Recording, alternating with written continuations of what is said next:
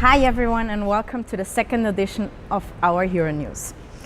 Let me start with amazing news right away. We have been selected by the Multi-Gaming Authority with a few other companies in order to give feedback on their latest add-on to their gambling license, the crypto add-on.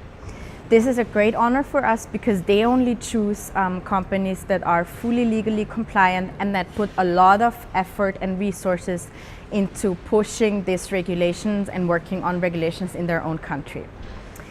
Their gambling license should be up and running by the next 3 to 4 months, and we will for sure get it. It is not sure though if we need the full extent of it. So the HEROcoin implementation runs parallel to us working on the legal side. So that brings me to today's episode and the content of it. In segment 2, we will actually talk about the relaunch, which is the last step before the HEROcoin implementation. Before that, you're going to meet some new team members from marketing department, development department, and the design department. So you see, we are growing and this is very exciting for us. The last part, we will have our chief of marketing talking about the latest development in crypto advertising, which is a lot of effort for crypto startups. He will focus on Facebook and Google advertising, tell you a little bit about the backgrounds and how we deal with it. So let's jump into the first segment of today's episode, and I hope you like our new team members and have fun.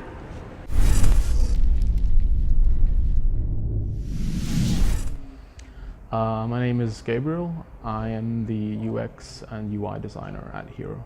My name is Abel Oswald, and my job title is a developer, mostly backend developer. My name is Vladimir Gerbeshkov, and I'm one of the newest members of HEROcoin. I studied animation and illustration at Newcastle College and have a real passion for good UX and UI. In the past 7 years, I work as a developer and a system administrator mostly. And I did a lot of work experiment at my free time as well. I'm finishing my studies in business economics at the WU Vienna.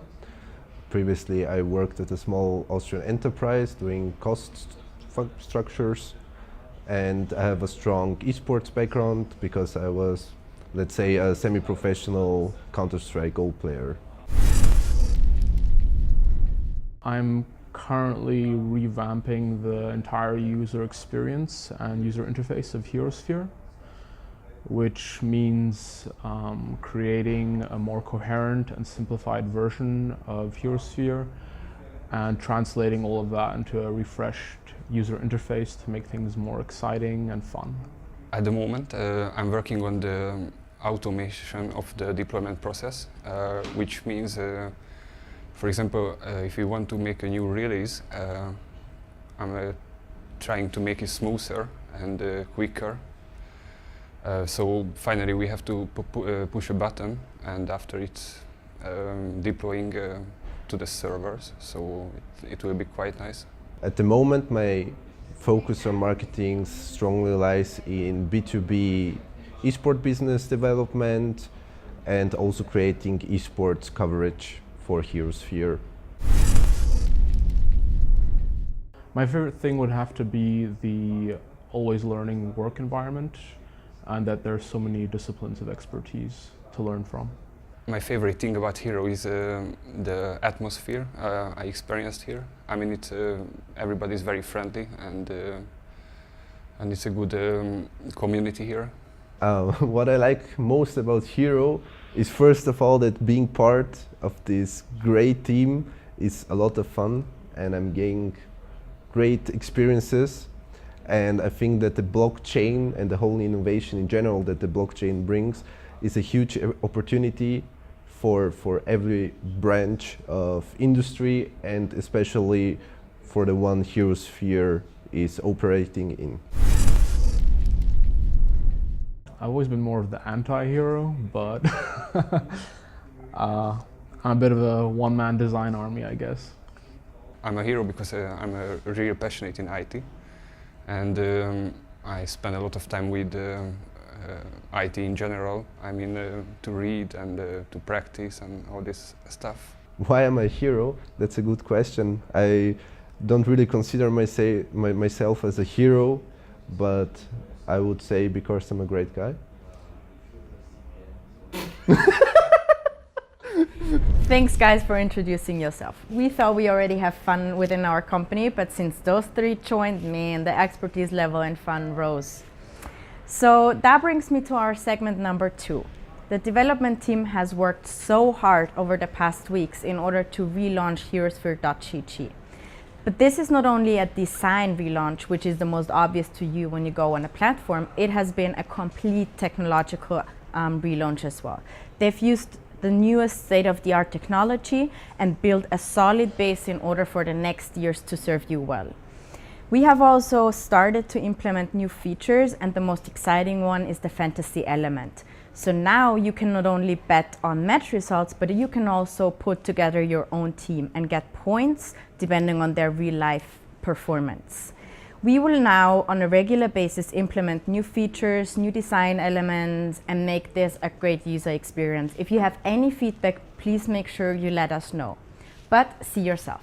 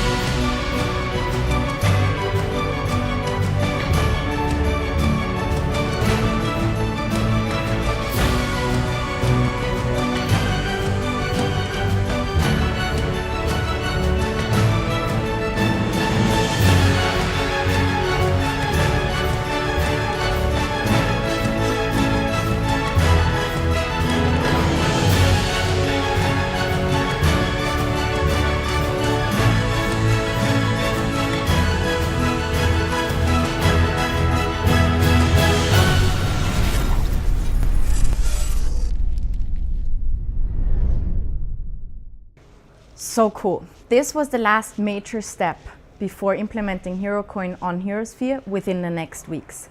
And this will make us one of the first projects that actually bring a product on the blockchain.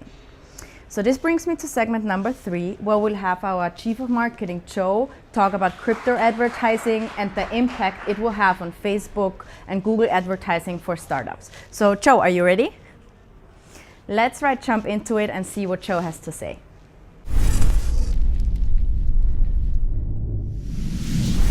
Hey guys, so I know there was a lot of FUD in the community about Facebook banning ads, then Google following, now Twitter and MailChimp. I don't see this whole thing as such a drama. Actually, I see it as a great opportunity because I think this will trigger the creativity of some of the projects, and in my opinion, it will cut off some of the ones that were harmful in the first place. We actually have to consider where this ban actually applies. It's not about advertising your company, and it's neither about advertising your technology. This ban is actually for advertising your cryptocurrency. So with a little bit of workaround, you should be good to go and ready to advertise your company. For example, we as a betting provider, even though our platform is currently free to play and has been in the last months, had a lot of our ads disapproved. But with talking to the authorities and just good reasonings why our ads don't fall in their categories of illegal ads, it was easy to get them approved later on. To give you an example in the crypto space, there was a prominent example where they tried to advertise something for Bitcoin, and the only thing they did was, instead of writing Bitcoin, they changed the O in Bitcoin to a 0, and their ads went through.